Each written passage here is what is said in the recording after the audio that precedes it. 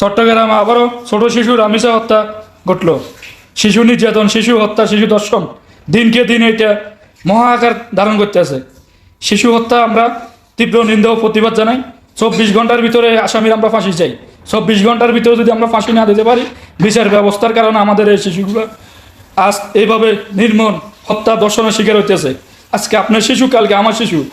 আপনারা কেউ রেহাই পাইবেন না এই হত্যাকাণ্ড থেকে। ইসলামী নৈতিকতা তৈরি না হলে এইভাবে আপনার শিশুরা ধর্ষিত এবং নিষ্ঠুর ভাবে নিহত হবে। স্বরাষ্ট্রমন্ত্রী আর সর্বমন্ত্রী সংবিধানের টানাটানি ছেড়ে মানুষের জীবনের নিরাপত্তার দায়িত্ব পালন করুন। এদেরকে জীবন রক্ষার চেষ্টা কি করা যেত না? আপনারা সেই ব্যর্থতা ঢাকার জন্য সবকিছু কি আপনারা পিছনের লোকদের উপরে দায় চাপাবার চেষ্টা করেন। বিবাদের ক্ষোভ, দুঃখ, বেদনা, দ্রোহ নিয়ে আপনাদের সামনে আমরা হাজির হয়েছি। শুধু রাজধানী ঢাকা নয়, যারা গণমাধ্যমের সংবাদপত্রে সোনার টুকরা ফুটফুটে চেহারার রামিসার দৃশ্য, এই খুনের কাহিনী যারা পড়েছে, মহানগরী উত্তরের আমি তার বাড়িতে গিয়েছেন, আমাদের অনেক নেতারা গিয়েছেন। তাদের যে আবেগ, তাদের যে কষ্ট, তাদের যে বেদনা, তাদের মধ্যে যে অপরাধ বোধ এবং ব্যর্থতার বোধ, যে গ্লানি নিয়ে আমরা আপনাদের সামনে দাঁড়িয়েছি, সেই বেদনা ভাষায় প্রকাশ করার ক্ষমতা আমরা যেন হারিয়ে ফেলছি। সংগ্রামী দেশবাসী, কি নিষ্ঠুর নৃশংসভাবে হত্যা করা হয়েছে। গণমাধ্যম কর্মীরা বলছেন মেয়েটি কেবল 1 থেকে ক্লাস 2 তে উঠেছে, 7 বছরের মতো বয়স হবে। মেয়ের বাবাকে দেখলাম কেঁদে কেঁদে বলছে, আমি 7টি বছর আমার বুকে নিয়ে তাকে ঘুমিয়েছি, কিভাবে আমার রাত কাটবে। কুপিয়ে কুপিয়ে তার দেহকে খন্ড খন্ড করা হয়েছে। ওইটুক শিশুর মাথা আলাদা করে তাকে বাথরুমের মধ্যে ফেলা হয়েছে। আজকে আমরা মানবতা, গোটা জাতি, গোটা দেশ আজকে আমরা লজ্জিত, ব্যথিত। আমরা শিশুর আমিষার মা বাপ, এই দেশের সমস্ত মায়ের কাছে আমরা ক্ষমা প্রার্থী। মানবতা আপনাদের কাছে আমরা আজকে লজ্জিত।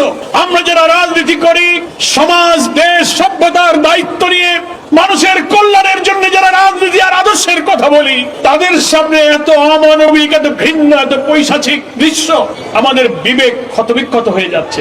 হ্যাঁ, আমরা এটা স্বীকার করি।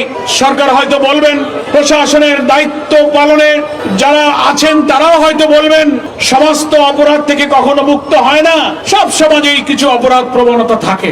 কিন্তু আমরা বলতে চাই, মানব সমাজ 100% অপরাধ মুক্ত হয় না, কথা ঠিক। অপরাধ প্রবণ মানুষের মধ্যে অপরাধী মানসিকতা থাকে। তাই বলে সেই অপরাধ, এত নিষ্ঠুরতা, এত বর্বরতা, এত নৃশংসতা, দিনের বেলা কলিজার টুকরা মেয়ের গলায় ছুরি চালিয়ে মাথা আলাদা করতে পারে, এই নৃশংসতাই আমি জাহিলিয়াতের বর্বরতাকে হার মানিয়ে দিয়েছে। দেশের মানুষ কাঁদছে, মায়েরা কাঁদছে, পিতা ক্ষোভে দুঃখে বলছে, আমি বিচার চাই না, বিচার হবে না, আপনারা বিচার করতে পারবেন। তারপরেও আমাদের স্বরাষ্ট্রমন্ত্রী, অনেকে স্বরাষ্ট্রমন্ত্রী বলেন না, উনাকে বলেন সর্বমন্ত্রী। এত মানুষ কান্দে, এত মানুষের বিবেক জাগ্রত হয়, স্বরাষ্ট্রমন্ত্রীর বিবেক জাগ্রত হয় নাই। পৃথিবীর বিভিন্ন সভ্য দেশে, উন্নত দেশে, গণতান্ত্রিক দেশে আমরা দেখেছি, রেল দুর্ঘটনা হলে রেলমন্ত্রী পদত্যাগ করে, দুর্নীতির অভিযোগে অভিযুক্ত হলে উন্নত দেশের মন্ত্রীরা পদত্যাগ করে প্রাইম মিনিস্টার ক্ষমতা ছেড়ে দেয়। স্বরাষ্ট্রমন্ত্রী আপনার সন্তান, আপনার পরিবারের এরকম চেহারার বাচ্চাদের চেহারা কি আপনার মনে পড়ে না? সকাল থেকে পর্যন্ত যা দেখলেন, আপনার বিবেক কি কাঁদেনি? আপনি কি মায়ের কাছে, বাপের কাছে গিয়ে ক্ষমা চাইতে পারেন না? আমরা বিকাল পর্যন্ত যতটুকু জানি, এখনো আপনারা জাননি। আপনারা একটা ঘটনা ঘটলে শুধু অন্যের উপরে চাপিয়ে দেন। জামাত ইসলামী সহ বিরোধী দলের উপরে বলেন তারা ভাব সৃষ্টি করে। আমরা পরিষ্কার সরকার এবং দেশবাসীকে বলি, জামাত ইসলামী কোনো মবের রাজনীতি করে না। মিরপুরে আপনারা আপনাদের উস্কিয়ে দেয়া দেশকে অস্থিতিশীল করে বিরোধী আন্দোলনকে সাবোটাজ করার জন্য আপনারা মাজার ভেঙে হামলা করে আপনারা সেটা ইসলামপন্থীদের উপরে চাপিয়ে দেওয়ার চেষ্টা করেছেন। সব কিছুতেই আপনারা বিরোধী দলকে আবিষ্কার করার চেষ্টা করেন। প্রশাসনে যারা আছেন, ল এনফোর্সিং এজেন্সিতে যারা দায়িত্ব পালন করছেন, স্বরাষ্ট্রমন্ত্রী আর সর্বমন্ত্রী সংবিধানের টানাটানি ছেড়ে মানুষের জীবনের নিরাপত্তার দায়িত্ব পালন করুন। কাজ নাই, আজকে গেছেন আপনারা মিরপুরে গরিব মানুষের বস্তি উচ্ছেদ করার জন্য। দুঃখী, বঞ্চিত, অন্নহীন, গৃহহীন মানুষেরা সেই পুলিশকে ধাওয়া করেছে।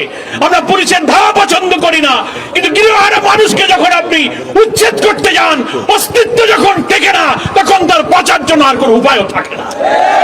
সে পুলিশেরা সেখান থেকে ধাওয়াকে ফিরে আসছে। হামে প্রতিদিন লোক মারা যাচ্ছে, 10, 20, 25, কয়েক শত শিশু। আপনার ঘরে আমার ঘরেও তো শিশু আছে, আমরাও তো শিশুদের পিতা। শুধু আপনি আগে দোষ দেবেন, আগে সরকার টিকার ব্যবস্থা করেনি। এই হামের প্রাদুর্ভাব যখন শুরু হলো সেই সময় টিকা হয়নি বলে কি আধুনিক চিকিৎসা বিজ্ঞানের এই সভ্য জগতে হামের মধ্যে একটা অসুস্থতায় শিশুদেরকে হসপিটালগুলোতে বিশেষ আধুনিক বিশেষায়িত চিকিৎসা দিয়ে এদেরকে জীবন রক্ষার চেষ্টা কি করা যেত না? আপনারা সেই ব্যর্থতা ঢাকার জন্য সবকিছু কি আপনারা পিছনের লোকদের উপরে দায় চাপাবার চেষ্টা করেন। আইন শৃঙ্খলায় আপনারা জনগণের হক আদায় করতে পারছেন না। নিরাপত্তা আপনাদের কাছে দেওয়ার মতো কোনো চরিত্র নাই। ধর্ষণ এবং মৃত্যুর শাস্তি তো মৃত্যুদণ্ড, কারাগারের মধ্যে ফাঁসিতে মৃত্যুদণ্ড দেওয়া হয়। বাংলাদেশের ফৌজদারি দণ্ডবিধি প্রয়োজনের সংশোধন করে ইসলামিক জুরিসপ্রুডেন্সে বলা হয়েছে এই সব নৃশংস হত্যার বিচার প্রকাশ্য জনগণের মধ্যে, তাকে সামনে এই মৃত্যুদণ্ড দিলে গোটা জাতির মধ্যে অপরাধ সম্পর্কে আতঙ্ক তৈরি হবে। প্রয়োজনে আপনি তাই করুন। নৈতিক শিক্ষা, ইসলামী শিক্ষা, মানুষের অন্তরে আল্লাহর ভয়, আখিরাত পরকালের ভয় সৃষ্টি করার জন্য জামাত ইসলামী আলেম ওলামারা যেখানে ইসলামী শিক্ষা নৈতিকতার কথা বলে আসে, তখনই আপনারা বলেন উনাদের উপরে জঙ্গিবাদের ভূত চেপেছে। ইসলামী নৈতিকতা তৈরি না হলে এইভাবে আপনার শিশুরা ধর্ষিত এবং নিষ্ঠুর ভাবে নিহত হবে। ফলে শুধু আইন দিয়ে, শুধু পুলিশ দিয়ে মানুষের জীবন রক্ষা হয় না। তার জন্য নৈতিকতা, চরিত্র, মানুষের অন্তরে আল্লাহর ভয়, আখিরাতের ভয় জাগানোর মতো শিক্ষা তৈরি করতে না পারলে এই নিষ্ঠুরতা থেকে বাঁচার আর কোনো পথ আমাদের নেই।